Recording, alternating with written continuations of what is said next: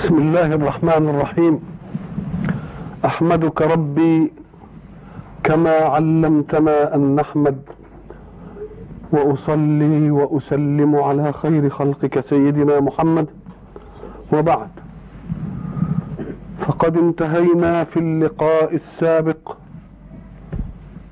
إلى أن الله جلت قدرته حينما استهل سورة البقرة المدنية بحروف مقطعة هي ألف لام ميم، بينا خواطرنا التي شاء الله أن يلهمنا إياها حول هذا الاستهلال بالحروف المقطعة أو بالتحقيق بأسماء الحروف المقطعة. وانتقلنا بعد ذلك إلى الإشارة للقرآن في خطاب إلى رسول الله أو خطاب إلى كل مستمع عن الله من أتباع رسول الله. وقلنا مزية البعد في قوله ذلك لأن ذلك يدل على سمو مكانة الكتاب سموا بعيدا عن مدارك البشر. وقلنا إن كلمة الكتاب في ذاتها تدل على أن المكتوب أمر عني به عناية تحفظه وعناية تسجله حتى لا يضيع، ولا يحرص على تسجيل شيء إلا إذا كان نفيسا. كذلك كان الشأن في عرف كتب البشر، فما بالك بكتاب يتكلم فيه الله. ولذلك قلنا إن ذلك الكتاب معناه أنه الذي يجب أن يطلق عليه بحق الكتاب، كما تقول ذلك الرجل مع وجود رجال كثيرين، أي أنه الوصف الحقيقي الذي لا ينطبق إلا على هذا.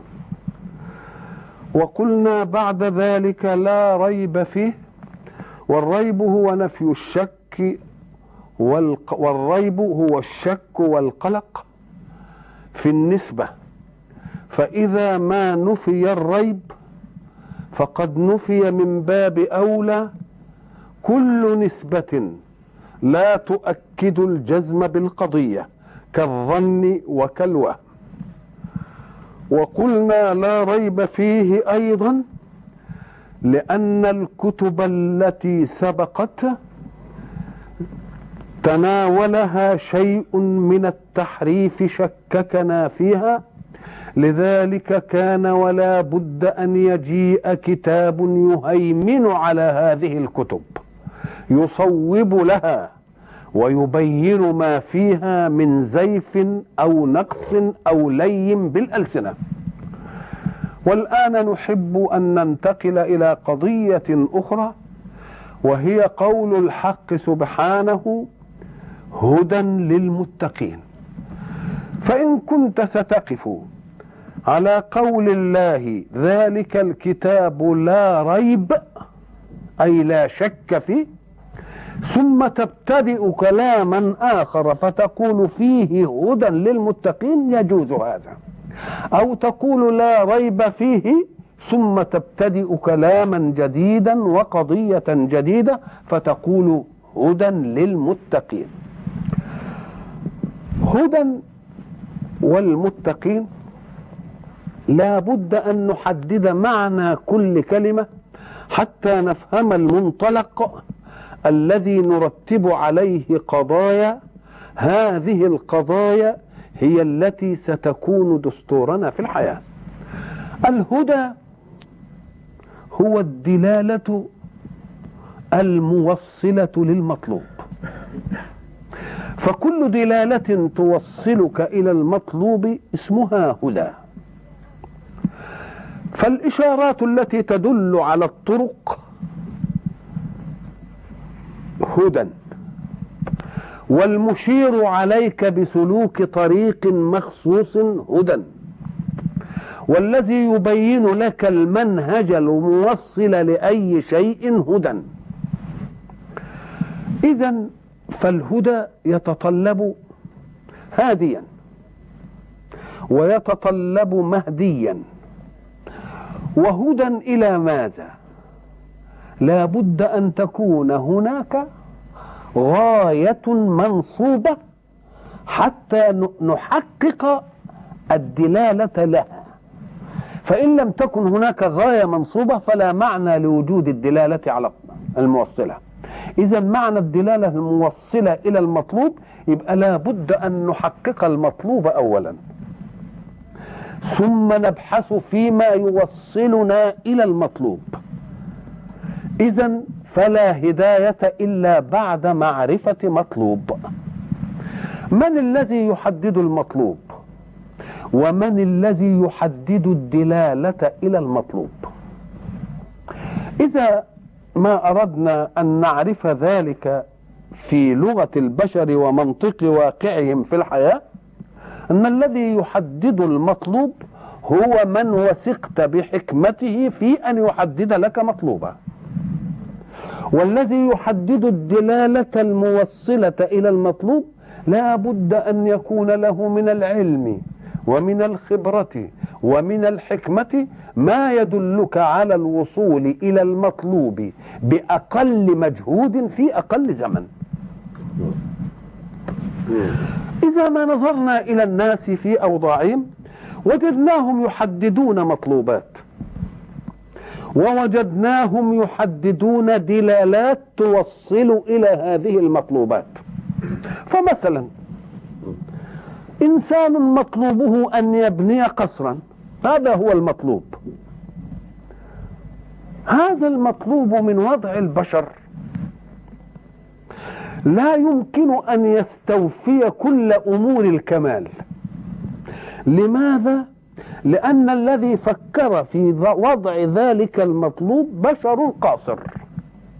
والدليل على ذلك أنه يطلب من المهندس أن يرسم له القصر، ثم يأتي غدا ليقول له أرجو أن تعدل ذلك.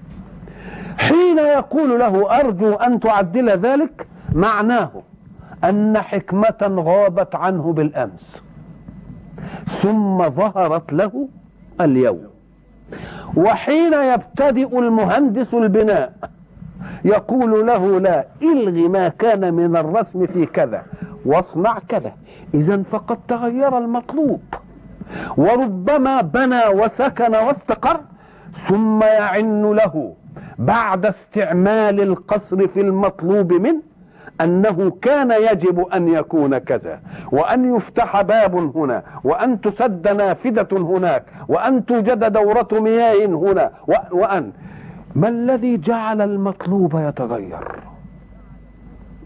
الذي جعل المطلوب يتغير هو قصور علم البشر،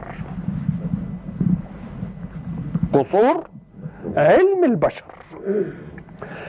وإذا كان هذا بالنسبة له هو رسم فغير، وساعة التنفيذ غير، وبعد أن سكن غير، فما بالك إن جاء إنسان له تصور أعلى في هذه المسائل، ألا يغير أيضا؟ يغير أيضا. إذن فتحديد المطلوب مما يمكن أن يكون علمه قاصرا، وأن يكون في مثله من هو أعلم منه، يبقى مطلوب غير ثابت. فهبه حدد المطلوب ثم أراد أن يحدد الدلالة إلى المطلوب. كذلك أيضا في تحديد الدلالة. ليه؟ لأن علمه مش مستوعب، علمه مش كامل.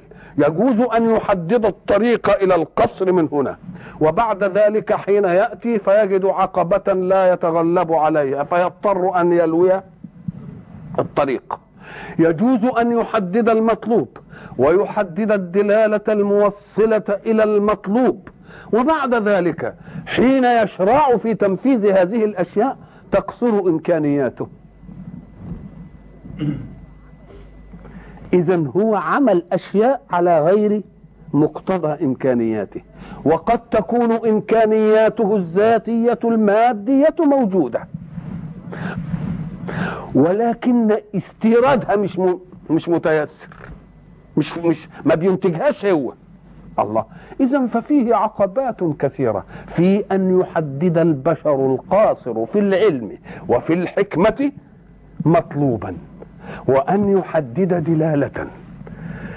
إذن إذا أردنا مطلوبا لا يتغير ودلالة لا يستدرك عليها، يبقى لا بد أن تكون من كامل العلم سبحانه وتعالى، علشان ما يبقاش فيها تغيير ولا يكون عليها استدراك أبدا. فإذا ما وضعها وإمكانياته لا يمكن أن تنقص، ما نقولش إن ما بقاش عنده إمكانيات، ما نقولش إنك أنت قدرت وقت المطلوب شيئا وبعد ذلك جهلت أنك قد لا تقدر. كل شيء ملك له. إذن فإذا حدد مطلوبا فلا استدراك على مطلوبه، وإذا حدد دلالة موصلة إلى المطلوب فلا استدراك على هذه الدلالة. ولذلك يقول الحق لينبهنا إلى هذه القضية: إن الهدى هدى الله، فكل هدى سواه مستدرك عليه. كل مطلوب تنصبه كغاية من الممكن أن يتغير، كل دلالة توصل إلى غاية من الممكن أن يتغير. لكن إذا كان المطلوب من الله هو الذي حدده والدلالة من الله وهو الذي حددها فلا استدراك لخلق الله على ما قدر الله مطلوبا ودلالة. الله. إذن فقول الحق إن الهدى هدى الله يريد أن يلفت خلقه، يقول لا تضطرب في المتغيرات، كل متغير لا ينشأ عنه إلا متغير، فإن أردت باقيا فخذ من الباقي، إن أردت ثابتا فخذ من الثابت، إن أردت حكمة لا يستدرك عليها فخذها من الحكيم المطلق. وخاصة أن الذي حدد المطلوب وحدد الدلالة على المطلوب لا غرض له في المطلوب ولا في الدلالة. الله. وكل الذين يطلبون شيئا أو يحددون الدلالة إلى شيء قد تسرقهم أهواؤهم من غير قصد. حين تسرقهم أهواؤهم من غير قصد يفسد كل تقنين لهم. لذلك كان تقنين البشر في تحديد مطلوب للحركة في الحياة وتحديد دلالة موصلة إلى هذا المطلوب دلالة قاصرة. لا نتهم من يضع ذلك، ربما كان مصلحا، ولكن لا نحمله فوق طاقة قدرته وفوق طاقة حكمته، ولا يمكن أن نبرئه أيضا من إيه؟ من هواه في أن يفيد مما قنن. إذن قول الله إن الهدى هدى الله قضية يجب أن يتنبه لها الكون كله، حتى لا تستدرك على مطلوباتهم مطلوبات، وحتى لا تستدرك على دلائلهم الموصلة إلى المطلوب دلائل. لأن الذي يعوق حركة الحياة هو أن يأتي متغير ليغير لمتغير، لأن ذلك لن يعصمه أيضا أن يأتي متغير أيضا ليغير، وبذلك تصبح الحياة كلها لا استقرار فيها ولا أمن، بل تظل دائما مضطربة. وما دامت الحياة تظل مضطربة فلا أمن فيها، لأن القلق سيكون سائدا. إذن فقول الله هدى أي دلالة موصلة إلى المطلوب، يبقى الله هو الذي حدد المطلوب والله هو الذي حدد الدلالة. يبقى إذن ده أقصر طريق لبلوغ الكون سعادته. فالذين لا يأخذون هذه القضية مأخذ التسليم المطلق يتعبون أنفسهم ويتعبون الحياة ويتعبون الأحياء. قول الله هدى لمن؟ للمتقين. نريد أن نفهم متقي يعني إيه؟ متقين جمع متقي. معنى متقي يعني إيه؟ متقي من الوقاية، الوقاية هي الاحتراز عن الشر. قوا أنفسكم وأهليكم نارا، يعني اعملوا لكم بينكم وبين بعض ايه. ومن عجيب أمر هذه التقوى أنك تجد الحق وهو متكلم واحد يأتي فيقول اتقوا الله، ويقول مرة اتقوا النار. عجائب، يقول اتقوا الله ويقول اتقوا النار. الله، كيف الاثنين دول، الله والنار، نتقي دي ونتقي دي ازاي؟ قام قال لك لأن أصل التقوى ما دامت الوقاية الاحتراز عن الشر، فقولك اتقي النار معقول، يعني ما تعصاش ربك عشان ما تدخلش النار، تبقى عملت بينك وبين النار وقاية. طب ولكن قل لي بالله كيف أضع بيني وبين ربي وقاية مع أن المطلوب مني أن ألتحم دائما بربي؟ أم قال لك الحق سبحانه وتعالى له صفات جلاله وصفات جماله. صفات جماله هي التي تراها في البسط، تراها في الرحمة، تراها في العزة. الله، وصفات الايه الجلال تقوم تلاقيها في القهار، في الجبار، ذو البطش. فكأن الحق سبحانه وتعالى يقول احذر أن تمسك صفات جلالي، احذر أن تمسك صفات جلالي.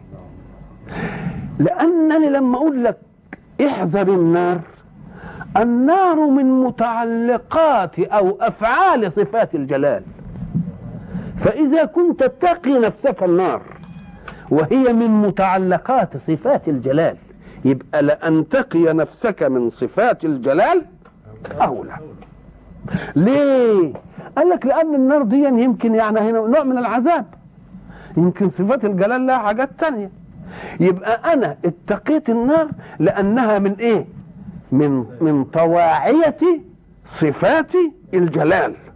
فكأن الله حينما يقول لك اتق النار لا يتناقض مع قوله اتق الله أبدا. اتق الله اجعل بينك وبين غضبه وقاية، لأن غضبه سيؤدي بك إلى النار اللي انت عايز تتقي منها. تبقى هي المعنى هو واحد، يبقى نعم، يبقى الغاية واحدة. يبقى اتقوا الله زي ايه؟ زي اتقوا النار. ولذلك يتجلى هذا حينما يقول صلى الله عليه وسلم إذا كان آخر ليلة من رمضان تجلى الجبار بالمغفرة. كان المنطق يقال ايه؟ كان تجلى الرحمن بالمغفرة. هو ربنا ملوش الا صفة الرحمن، ده له صفة القهار وصفة الجبار وصفات تانية. كيف تأخذ صفة من صفات الله مجال صفة أخرى وتصيب صفة الجبار والمنتقم كده يعني لوحدها كده؟ ده ما دام فيه ذنوب يبقى المقام لصفة ايه؟ لصفة الجبار. فكأن صفة الغفار تشفع عند صفة الجبار. تقول لصفة الجبار المقام لك فلك أن تنتقمي، ولكني أنا صفة الغفار أشفع لك. يبقى المقام لمين بقى؟ يبقى المقام للجبار، يبقى المقام للجبار. تجلى الجبار بالمغفرة. وانظر حلاوة المقابلة حينما يتجلى الجبار بجبروته بالمغفرة. شوف العظمة بقى، ساعة ما تيجي كلمة جبار دي تخوف، وبعدين تيجي مغفرة. الله، اهي دي تديك حكاية اللي كنا بنقول عليها زمان، فمن زحزح عن النار وادخل الجنة فقد فاز. ساعة ما تشوف تسمع كلمة الجبار دي تنخلع. وبعد ذلك يقول ايه؟ تجلى الجبار بالمغفرة. فكأن صفة لم تسلب مجال صفة، وكل صفة من صفات الله واخد مجالها. يبقى المقام لمين؟ المقام للجبار. تيجي مثلا ولله المثل الأعلى، افرض ان واحد موظف أساء، وبعدين فيه رئيس من الرؤساء اللي دون الأعلى بيحب الموظف ده، ورئيس تاني الموظف هذا أساء عنده، فالموظف الآخر لما يروح يشفع يبقى سرق ايه؟ سرق اختصاص الرئيس اللي عايز يعاقب. ماذا يكون الموقف بعد ذلك؟ لما يجي الرئيس المحب للموظف الصغير ويسلب اختصاص الرئيس الذي عاقب عند الرئيس الأعلى، ايه الموقف يكون؟ لكن بقى شوف بقى الرئيس المحب يروح للرئيس المعاقب يقول له عشان خاطري انت المقام لك وانت اللي تتصرف، انت مش فانت ادخل للرئيس الاعلى كده فحين يدخل طالب العقوبه يقال تجلى طالب العقوبه بالعفو. تجلى طالب العقوبه ايه؟ العفو. اذا هدى للمتقين، فهمنا معنى هدى المتقين معناها ايه؟ الذين يجعلون وقاية بينهم وبين ما يضرهم.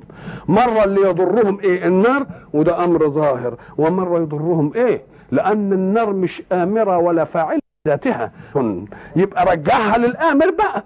يبقى ما دام ترجعها للامر ودها لصفات الايه؟ لصفات الجلال. هدى للمتقين. نعم، الهدى ده ما دام دلاله على المطلوب الموصل للغايه، وقلنا ان الهدى هدى الله لان هو ده اللي يضع المطلوب. بالله لو ان الناس بكمالات العقول فيه وبتصعيد رشدهم في العبقريين حبوا يعملوا غايه للانسان يسعد بعدها كده ولا يجيلوش شقاء ولا متاعب، ويقعدوا يتخيلوا يعملوا له جنه كده، يعني حاجه كده يقعدوا فيها، أيقول بخاطرهم أن يطعموه ولا يجعلوه يفرز شيئا؟ والله ما تيجي على البال دي. تيجي ازاي تيجي؟ ما تجيش على البال، مش ما يقدروش. إذا فلو أنهم حددوا المطلوب لقصروا بالنسبة للطالب نفسه، فكون الله هو الذي حدد المطلوب يبقى ده إيه؟ دي قمة النعمة. ما تركش لنا احنا نحدد مطلوبات، وتركش لنا احنا نحدد دليل الى هذه المطلوبات، فرحمنا وقال من عندني كله لانني ماليش هوى، ماليش هوى. ان الهدى هدى ايه؟ هدى الله. ما دام الهدى هو الدلال على المطلوب، القرآن هدى ولا هادي؟ القرآن هادي، لكن كلمة هادي دي زي رجل عادل، قاض عادل، يبقى فيه قاضي وله ايه؟ صفة. من الجائز للصفة ان تنحل بعد الشيء عن الموصوف، جائز يجي له هوى كده. فما قالش القرآن هادي، القرآن هدى محض، ما يحضرش له تغير ابدا. زي ما تقول ده رجل عدل، مش عادل، لا ده رجل عدل. عدل ما يمكنش يحصل له ايه؟ ابدا. يبقى لما اقول هدى للمتقين ابلغ بكثير من ان يقول ايه؟ هاد للمتقين. طيب نشوف كده، هل هو هدى دل للمطلوب، دل بالدلالة الموصلة للمطلوب للمتقي، ولا للمتقي وغير المتقي؟ هل دل الله على طريق الخير المتقين فقط، أم دل الجميع على طريق الخير؟ إذن فلازم تفهم أن الهداية دي تأتي بمعنى الدلالة، خلاص؟ وما دام تأتي بمعنى الدلالة يبقى كلمة متقين مش المتقين بالفعل، لأن المتقي بالفعل كيف يكون هو هدى الله؟ ده هو جائز. يعني يا من أردت الاتقاء، القرآن فيه الايه؟ الهدى بتاعك. طب واللي ما أردش الاتقاء وساب نفسه كده، برضو القرآن هيبقى هدى له. يعني ايه؟ هو الدلالة منصوبة، ما قالش لمين؟ للجميع. فالذي احب ان يتقي هو اللي راح للايه؟ للهداية. يبقى كأن الهدى من الحق هدى للجميع، هدى الناس جميعا دلهم، ثم خص من آمن به بهداية أخرى. هذه الهداية هو أن يعينه على الطاعة، وأن يكره إليه الكفر والفسوق والعصيان وأن يحبب إليه الإيمان. يبقى إذن فيه، ولذلك بقى عشان لما تقرأ القرآن بقى تجيب عند مادة هدى ما تجدش فيه اضطراب. يقول الحق سبحانه وتعالى: أما ثمود فهديناهم فاستحبوا العمى على الهدى. الله، يبقى أنا هديتهم ولا هدوش؟ يبقى هديتهم بمعنى إيه هنا؟ أنا دلتهم على الطريق لكنهم استحبوا العمى، يبقى دي هدى إيه؟ هدى الدلالة. يبقى إذن قول الله في آية أخرى: والذين اهتدوا زادهم هدى، يديهم معونة بقى، يحبب لهم بقى الطاعة، يكرههم في المعصية. الله، يبقى إذن فيه لله هدايتين: الهداية الأولى بمعنى الدلالة، وذلك كل خلق الله من هذه الناحية الله ادالهم خلاص. فالذي آمن وأراد الاتقاء يعينه الله بهداية أخرى. ولعلكم تذكرون أني ضربت مثلا في حلقة سجلتها للقضاء والقدر حينما قلت: أنت سائر في الطريق، وبعد ذلك وجدت طرق متشعبة، وأنت تريد أن تذهب إلى إسكندرية مثلا، وما فيش لافتات موضوعة زي دلوقتي كده. الله، وبعدين وجدت عسكري المرور فسألته، قلت له: طريق الإسكندرية أين؟ فقال: لك هذا. يبقى ده دلك فقط، وأنت حر أن تسلكه أو لا تسلكه. هب أنك بأدب شكرت الجندي وحمدت الله أمامه على أن يسر وجوده لك حتى لا تضل، ماذا يكون موقف الجندي بالنسبة لك؟ يقول لك: طيب ده الطريق ده صحيح هو الموصل، بس على بعد كيلو في عقبة وتحتاج إلى شيء من المهارة كده في إنك تنفذ منها، والله لا جاي وياك إيه؟ يبقى نقل الهداية من الدلالة إلى المعونة. لمن آمن به واحترم توجيهه. أما الذي لم يؤمن به قال له: يا شيخ ده أنت يظهر جديد، أنت يظهر ما أنتش عارف، ده الطريق مش عارف، يسيبه. كذلك الله مع كل خلقه يدلهم، فمن أقبل عليه أعانه وزاده هدى، ومن لم يقبل عليه تركه لهواه وتركه لرأيه، وبعد ذلك يكون قد أضله. يبقى هو أضله لأن الله يريد أن يضله، ولا لأن هو ده اللي أراد أن يضل؟ يبقى لازم نفهم المسائل بهذا الشكل. يبقى إذن لله هدايتين: الهداية الأولى أن يدل، وقد دل المؤمن والكافر خلاص، ولكن الذي يؤمن يخصه بهداية إيه؟ بهداية أخرى، أن يعمل إيه؟ أن يهون عليه صعوبة الطاعة، وأن يكفيه شراسة الشهوة، وأن يحبب إليه كل عمل في الإيه؟ في الخير. تبقى دي اسمها هداية إيه؟ هداية. لذلك تجد علشان بقى تبقى المادة مخدومة عندك لما تقرأ القرآن بقى وتيجي هذا اللفظ قدامك، يبقى ما تجدش عقبة في الفهم. يوم تيجي تقول يا ربنا بيخاطب النبي عليه الصلاة والسلام، يقول له إيه؟ يقول له: إنك لا تهدي من أحببت. مش كده؟ نفى عن رسول الله أن يكون هاديا لمن أحب، مش كده؟ وكيف يقول بعد ذلك: وإنك لتهدي إلى صراط مستقيم؟ دي نفت الهداية عن مين؟ عن رسول الله. ودي عملت ايه؟ أثبتت له الهداية من كلام واحد، من إله واحد، في قرآن واحد. معقول بقى كده انه يجيب الايات دي كده علشان بعدين يجي اي واحد يتفلحس يقول القرآن متضارب؟ فلو كان من عند غير الله لوجدوا فيه اختلافا كثيرا. يقول له: لا، في حاجة بتحل الاشكالات دي يجب ان يتنبه لها السامع، يجب ان يتنبه لها المتدبر للقرآن. ايه هي؟ قال لك: في حاجة بيسموها انفكاك الجهة. انفكاك الجهة يعني ايه؟ يعني الجهة دي اللي نفت غير الجهة اللي اثبتت، غير الجهه اللي ايه؟ اللي اثبتت.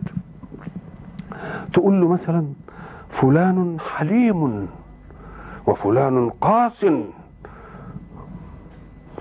نقول له ما دام وصفت واحد بالوصفين اتنين، الاتنين دول يبقى لازم الجهه منفكه. الجهه يعني ما يطرؤوش على حاجه واحده ابدا. ما دام الكلام من عاقل يبقى مش ممكن يكونوا على ايه؟ على جهه واحده ابدا. ربنا لما قال لرسوله عليه الصلاه والسلام في غزوه بدر، الرسول اخذ حفنه من الحصى ثم رماها فاصابت الجيش، فقال له ايه؟ وما رميت اذ رميت. الله، ما رميت نفي ام اثبات؟ نفي. اذ رميت اثبات. الحدث واحد هو الرمي، والمسند اليه واحد هو سيدنا رسول الله صلى الله عليه وسلم، والمتكلم الله. مفهوم؟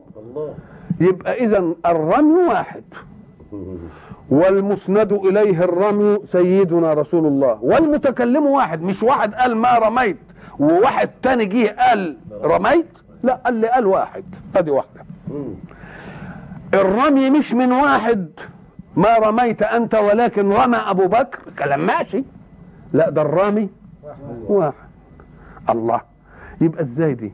والكلام من حكيم، وبيقول انا بتحدى بالكلام، يعني بينبهنا الى اننا ندور لحاجه ضعيفه كده عشان ننقذ التحدي ده. مش كده ولا لا؟ يبقى لازم حاططها وهو على ثقة من أن العقل المتدبر سينتهي إلى حكمة ذلك النفي وحكمة ذلك الإثبات من متكلم واحد حكيم هو الله، خلاص، لحدث واحد هو الرمي، من فاعل واحد هو محمد رسول الله. ازاي بقى؟ طب دي تيجي ازاي؟ قال لك يا أخي أنت تستعمل هذا الأسلوب في حياتك، بس أفتني إننا ساعة نستعمل أساليب حياتنا بننسى لما نيجي نتعرض لشيء اللي احنا ده أنت بتعمل كده. إزاي؟ عندك ولد أتعبك في نظام جده في الدروس، فقعدت له في البيت وقلت له اقعد ذاكر، فالولد خد الكتاب وقعد في المكتب وانت قعدت في الصالة قباله كده، وفتح الكتاب وظل يقلب صفحاته ويهتز ويحرك شفتيه، فأنت قلت الولد ايه؟ يذاكر. بعد ذلك بساعة قلت له هيا تعالى لأختبر ما ذاكرت، فتسأله فلا تجد حصيلة، تقول له ذاكرت وما ذاكرت. ذاكرت وما ذاكرت. ذاكرت يعني ايه؟ يعني فعلت الشكلية للمذاكرة، انما موضوع المذاكرة اللي هو الاستيعاب والتحصيل ولا انتهينا. اهو كذلك قال له اما انت يا رسولي فقد رميت، صحيح، جبت شوية حصى بإيدك كده ورميتهم، دي شيء ما فيش كلام، إنما هل قدرتك توصل حفنة الحصى إلى كل الجيش؟ دي مش شغلتك بقى، الله، ما هي شغلتك انت دي. فكأنه قال له أنت رميت يعني فعلت شكلية الرمي، مش كده؟ لكن أنا اللي رميت. ليه؟ لأن إيصال حفنة الحصى للجيش كله ما هي شغلتك دي، ما تجيش منك انت، انما انت رميت عملت اللي عليك، صحيح، وما رميت اذ رميت. يبقى اذا ولكن اكثر الناس لا يعلمون ظاهرا من الحياة، فنفى ايه؟ يبقى الجهة منفكة. يبقى امال لا يعلمون ايه؟ يبقى لا يعلمون حقيقة الحياة، وان علموا ظاهر الايه حياة. فاذا رأيت فعلا اي حدثا قد نفي عن واحد وأثبت له فاعلم أن الجهة منفكة. الجهة منفكة. لما يجي بقى يقول له إيه؟ نرجع إلى موضوعنا في الهدى، إنك لا تهدي من أحببت، يبقى نفى عنه الهدى. وإنك لتهدي أثبت له الهدى، مش كده؟ يبقى إنك الجهة منفكة. إنك لا تهدي توصل الهداية إلى القلوب، عندي شغلة ربنا.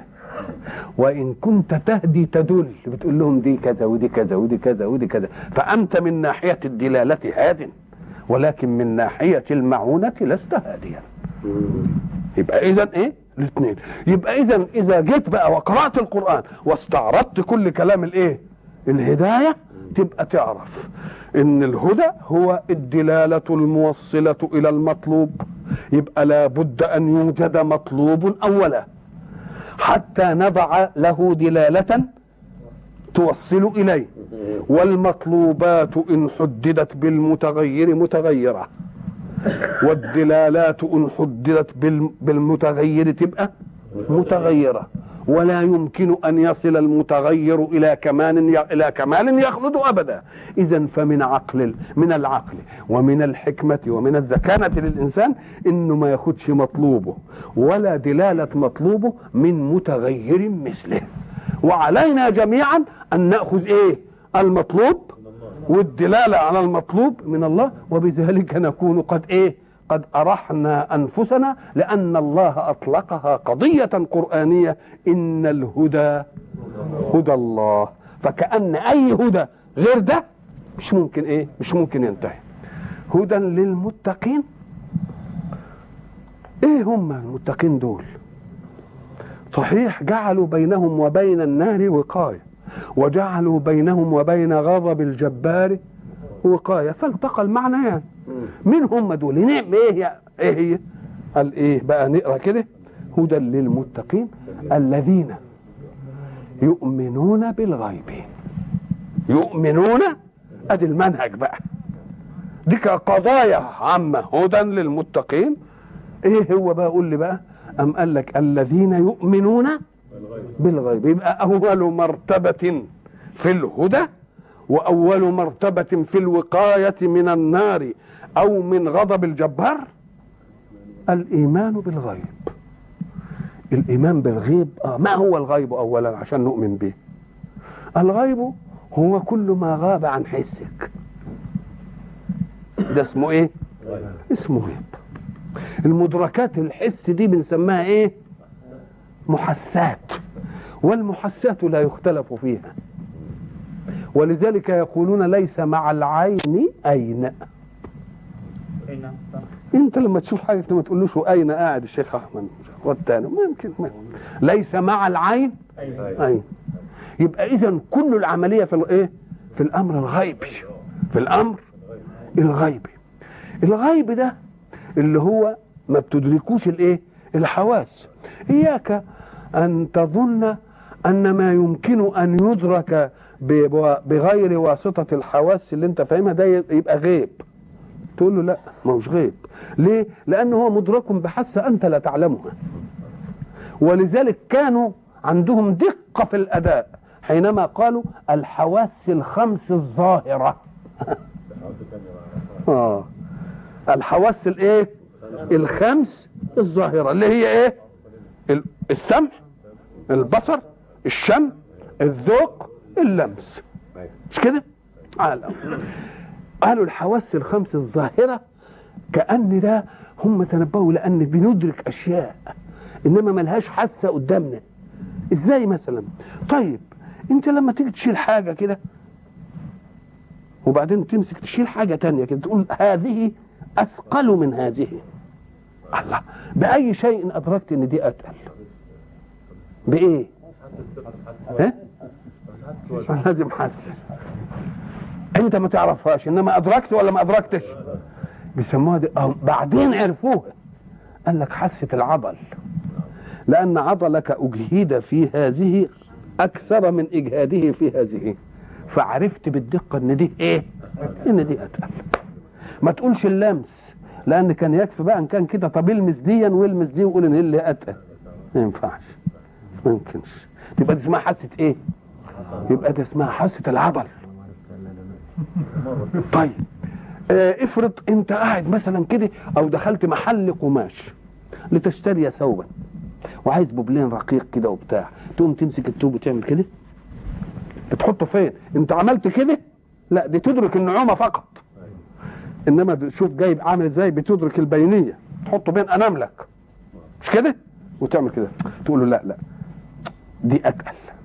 الله، ما ايه الحاسة اللي أدركت السمك الذي ينحسب بالميكرون ده ولا بيسموه ايه؟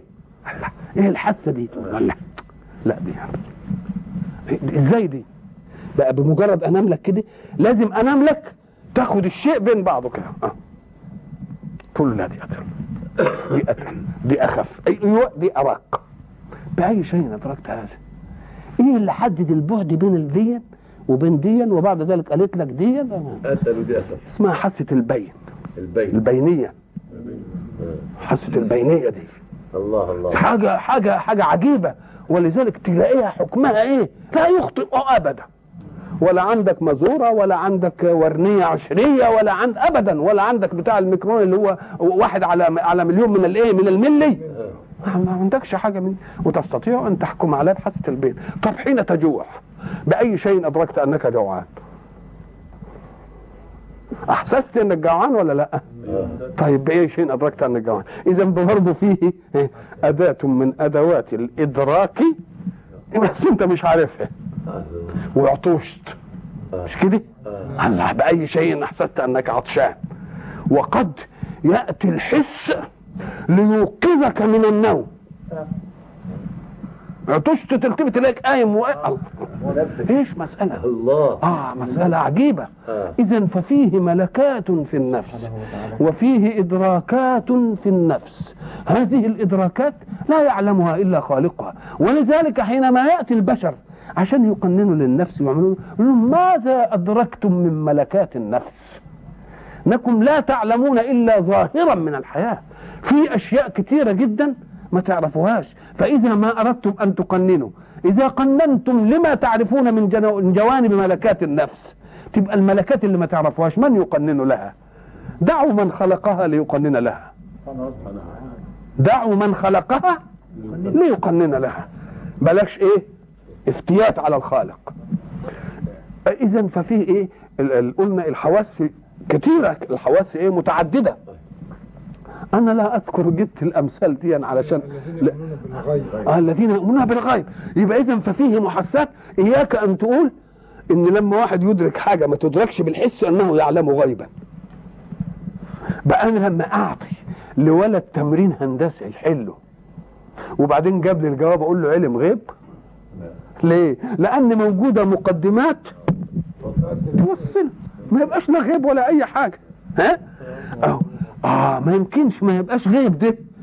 لما يجي مثلا دلوقتي مثلا يقول لك وبكره هتمطر على الساحل ومطر خفيف وتيجي رياح مش عارف ايه، وان كان في بعض الاحايين يقلب الله لهم الاوضاع لانه ادخل شيئا لم يكن في حسابهم. يمكن حريقه تحصل في مكان تقوم عامله تفريغ في الجو وتروح خلى نظام الايه؟ نظام الريح، يدخل نظام الريح ونخلي نظام المطر ونخلي كل حاجه. انا بتكلم على انها ايه؟ ما فيش حاجه جت خلت النظام وقالوا بكره يمطر مطر. ما تفتكرش ان ده غيب، لان المحكوم بمقدمات له نتائج، تبقى ما هيش غيب. مفهوم ولا لا؟ اذا لما تيجي الواحد من اللي يضحكون على الناس ويقول لك انا اقول لك اللي مش عارف ايه، وبعد ذلك يقول لك اللي انسرق منك في الحته مثلا الفلانيه انعرف، او اقول لك اللي معاك قد ايه، او اقول لك كذا، تقول لي ده مش غيب. ليه؟ لانه يشترط في الغيب ان ما يكونش معلوم لمثلك. معلوم لمثلك. طب ما هو اللي سارق واللي عاين عارفين مكانها. ها؟ لما يجي بوليس سري ونزيه يقدر يجيبها لك. طب فاذا كان في عوالم تانية جن ومش عارف ايه واخف حركه مني وبيتغلغلوا اكتر منا ويجي يقول لي، يبقى ده غيب ده؟ لا مش غيب ولا اي حاجه. فالانسان ما يجيبش يجي واحد مثلا يقول لك اللي معاك، يقول لك طب ما يقدر من جنود الله اللي موجودين اللي هو يراني ولا اراه انه يراكم هو وقبيله من حيث لا ترونه، ويجي يقول لي على حاجات، يبقى ما مش غيب. مفهوم؟ الذي ابتكر سرا من اسرار الوجود في الكون قالوا له انه اطلع على غيب؟ نقول له لا، ما اطلعش على غيب، واكتشف موجودا له مقدمات، بحيث اذا صار من مقدمة الى مقدمة الى مقدمة وصل الى ذلك. يبقى اذا ما هوش ايه؟ ما هوش غيب. اسأل الله سبحانه وتعالى ان يعلمنا عنه، واسأله ان يديم علينا نعمة الايمان به والاستمداد منه، وإلى لقاء آخر إن شاء الله. إن شاء الله.